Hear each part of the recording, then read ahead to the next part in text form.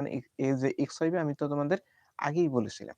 কথা এখন এই একই নিয়মে আরেকটি প্রশ্ন দেখো সিলেট বোর্ড এটা দিয়েছে তোমাদের এখানে যে এটা দিয়েছে সিলেট বোর্ড 19 সালের প্রশ্ন।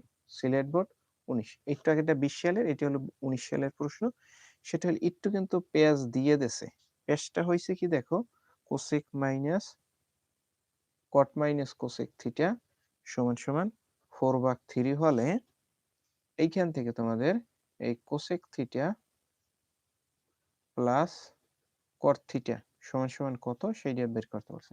দেখো এখানে এখানে যদি তুমি মনে করো যে এখানে তোমাদের কট মাইনাস কোসেক 4/3 আর এই cosec minus cot cosec plus কটের মান এখানে 3/4 হইবে, এইটা কিন্তু অ্যান্সার হইবে না।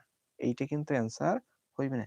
এর কারণ এর কারণ দেখো এখানে কেন হইবে না, কেন হইবে না, এখানে কোসেক মাইনাস কট আর এখানে কিন্তু কট মাইনাস কোসেক, বলতে কোসেক আগে কট মাইনাসে, এখানে কট প্লাসে কোসেক মাইনাসে, বুঝতে পারছো?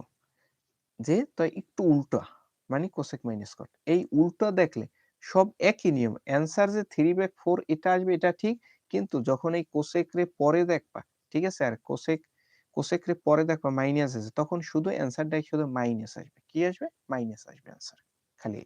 কিন্তু এখানে যদি এইটা থাকতো যে কোসেক থিটা মাইনাস কট থিটা সমান সমান 4/3, এইটা যদি থাকতো তাহলে এইটার মান কিন্তু ওই 3/4ই আসতো, এই মাইনাস কিন্তু আসতো না।